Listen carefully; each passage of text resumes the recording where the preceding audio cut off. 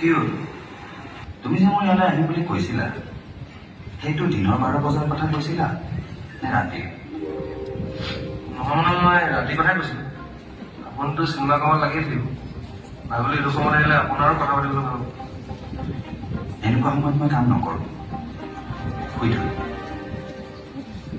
নহয় মানে মোৰো চিনেমাখনৰ ইটো সিটো ঢেৰ কাম ওলাইছে নহয় তাতে চব কাম অকলে কৰিব লগা হৈছে তাকেই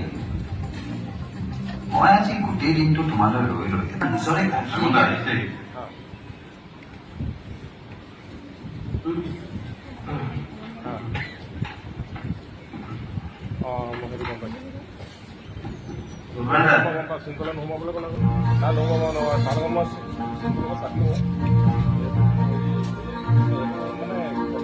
আগৰ বুলি কৈ দিয়ক আপুনি ঠিক কৰক মই এটা সোমাই আছো ওলাই আপোনাক